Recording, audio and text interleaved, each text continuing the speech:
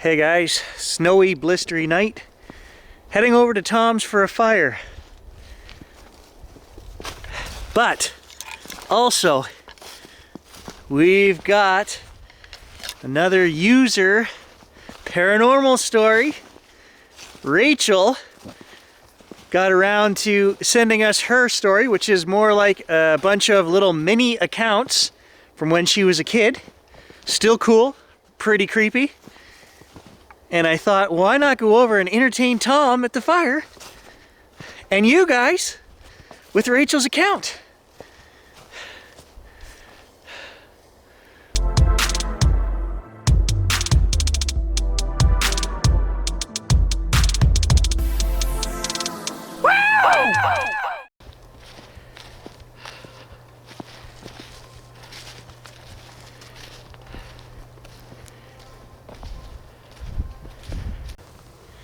First things first.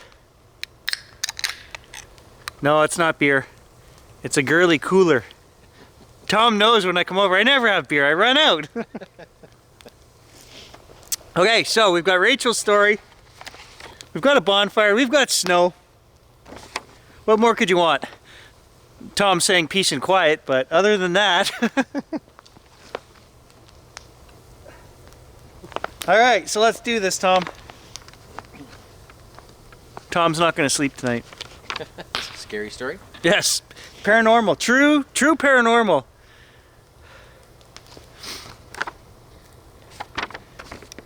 Hi, Gary. Thank you for taking the time to read this. As you know, I've been following you and your adventures for a number of years and continue to be entertained, inspired, moved by your content. Oh, that gets me right here. I was never ever going to share this story, but Katie's haunting was so relatable to me. Although my experiences were different to Katie's, we have followed a similar path, always looking for an answer, and the experience is never far from conscious thought. So I grew up in a small village in West Yorkshire in the north-ish of England. We lived in what was the old vicarage. Sometime before our family moved there, perhaps in the 30s, a road had been built between the cemetery and our house to make way for a new housing estate. I can see where this is going. This effectively separated us from what was probably once the garden of the house. There were still bits of grave stonework and carvings in our actual garden, and not really knowing what they were, my sister and I played on them as children do.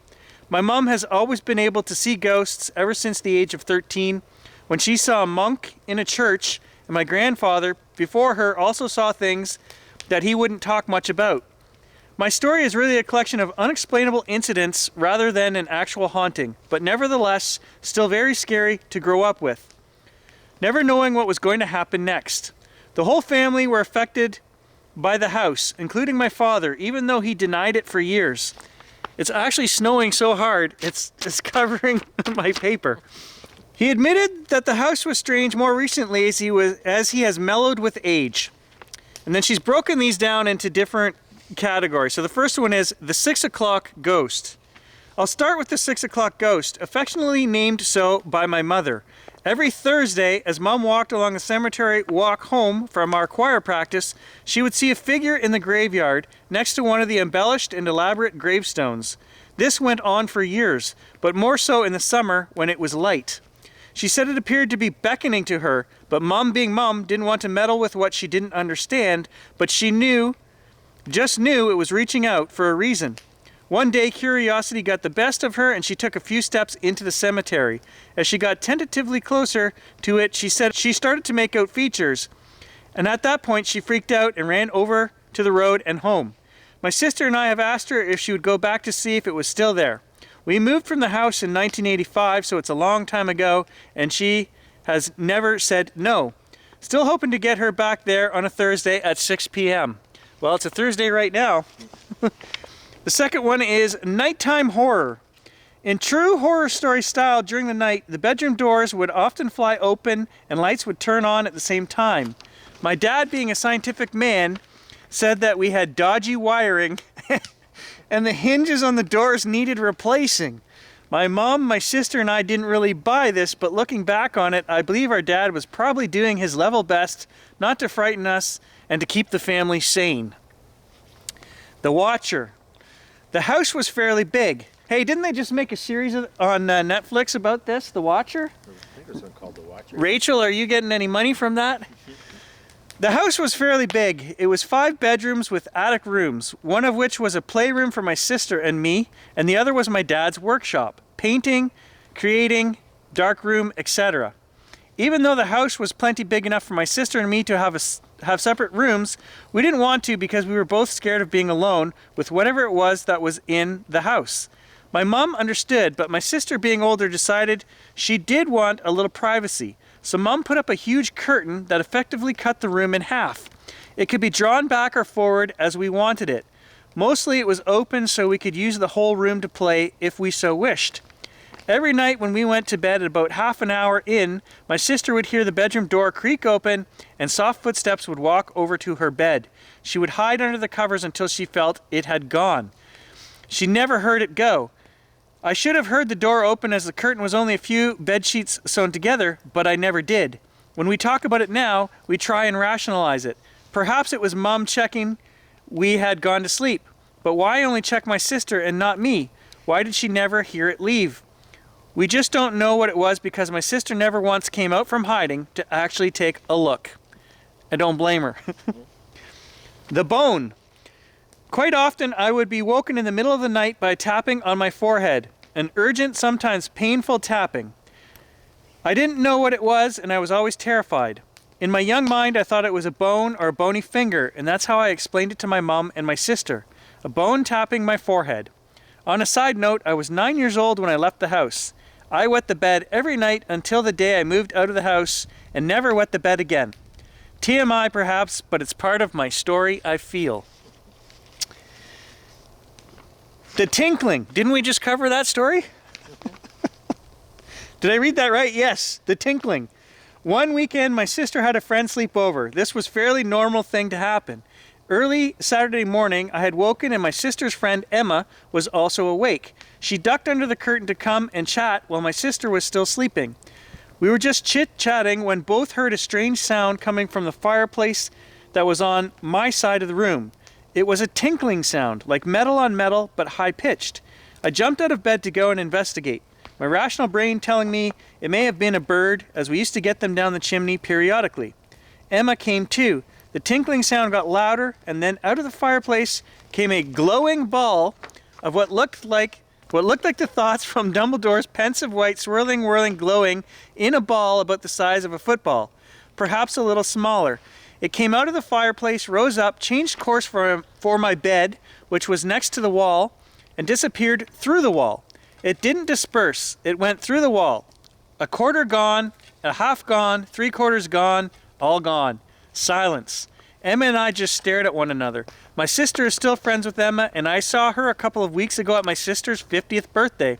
We always reminisce and try and figure out what the hell it was, but neither of us has come up with a sensible explanation, even after nearly 40 years. The stairs.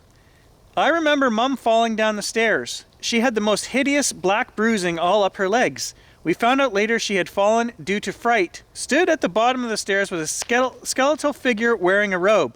It wasn't looking at her, rather straight ahead up the hallway, but she had been so scared her legs had buckled right out from under her and she had fallen. I remember those bruises like it was yesterday. The fish tank. Mum had always told us not to meddle with the things in the house. So as children, what did we do? We meddled. Against my will, it might be said, but peer pressured into it by my older sister and the aforementioned Emma, we decided to hold a seance. Again, I see where this is going. It was fairly uneventful in the first instance, and therefore, to ramp it up, they thought they would make an ouija board. Built into the wall of the dining room, we had a beautiful tropical fish tank, and it had been a Christmas present to me because I loved animals so much. But as I wasn't allowed a dog, they got me a fish tank. The Ouija board was set up on the dining room table, all in darkness, aside from the blue glow of the fish tank lights. Again, fairly uneventful, with each of us claiming that the others were pushing the glass. After a while, we had enough and gave up. One of us turned the lights back on, and that's when the small sherry glass we had been using for the Ouija board, propelled by something unseen, flew along and above the table and smashed into the fish tank. The three of us fled from the room screaming, only to be found cowering by our parents when they returned, and my mother's "I told you not to meddle" rang in our ears. Yellow eyes. On the first floor landing, Mom had big cabinets where she kept her sheet music. As a musician, she had thousands of music scores, and it took a lot of organizing. On one such afternoon, she had been doing just that, organizing her music. When my sister and I got home from school, we found her in our bedroom, sat on my sister's bed, frozen with fear. She came around after a while, but it took a few days for her to tell us what had happened. Snow. She'd been busy with her music spread out over the landing when she had a sudden overwhelming urge to turn around. Through the banister, gripping the stair rods with wiry hands and staring right at her, was what she described as a demon. She said it had the most piercing yellow eyes. She felt it was menacing and had an indescribably evil presence. She scrambled to the nearest door, which just so happened to be the door to our bedroom, which is where we found her. I still don't know why Mom told us what she had seen, as our fear after that point became truly overwhelming.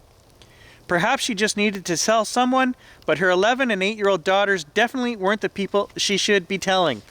Yeah, no kidding. Yellow Eyes gets a hat. Oh, is this a Hat Man story? After Mom saw Yellow Eyes, my sister and I were truly fearful to be upstairs on our own, or even in the house without an adult. The fear was very real, and I can still feel it now writing this. The house was somehow getting worse. My parents' marriage was falling apart, and it felt like we were no longer welcome there. Emma, my sister's friend, had come for the weekend to say goodbye. My mother and father had been living separate lives for almost a year, and we were getting ready to move with our mother to the northeast of England, out of Yorkshire, away from the house and away from our dad. My sister and Emma had been inseparable for years, and she had experienced the house with us, as you now know. Emma saw Yellow Eyes. This time it was sat on the stairs looking down at her. She was so scared she asked to go home, and that was something she had never done before. Later, when she could talk about it, she said that although it didn't particularly have a body as such, it appeared to have something on its head, almost like a Chinese paddy field hat. I have no explanation for this at all. It's snowing pretty good. Anyway, there are other bits and bobs, voices on the intercom system, and strange smells, but these are the things I don't remember as well as the other experiences. I haven't altered the stories, and they are true to the very best of my memory. As a side note, I went back to the house about 10 years ago. At the time, I drove a BMW and I had parked it outside the house. I was planning on taking my young daughter to the swings that were just along the cemetery walk. The car would not lock. There was absolutely nothing I could do to get the car to lock. I had an inkling that this may not be the fault of the car, so I drove around to the other end of the cemetery walk and parked outside the church. The car locked just fine, as if nothing had ever happened. I put it down to the house not wanting me back there again. If I couldn't lock the car, then I couldn't stay. I've been back since. I do drive-bys when I go to visit my dad or sister, who eventually moved back to Yorkshire. I am always expecting to see something standing in the window looking down at me, but so far I haven't. I hope my story makes the cut, but if it doesn't, then that's okay, as I know it's hardly a horror story. Best wishes, Gary, and I look forward to many more years of your channel. Warmly, Rachel. Well, thank you, Rachel. Those were all super amazing accounts, and there are a lot of people out there who have similar stories, so you're not crazy. Hey, your sister and your friend and her friend can attest to that. So if you think of anything else, remember us at the channel. Send us anything you get. We'll catch you guys in the next adventure. Thanks for watching. So, you know, just like anything that could have power, right, we're gonna burn this. Don't tell Rachel. Tom says we're gonna exorcise Rachel's demons. Right there, we just burn it. We burnt the story. Look at the snow. The top of my can. I'm covered. Oh, Tom said, is your camera water resistant? I said, I hope so. It's getting a good bit of snow on there.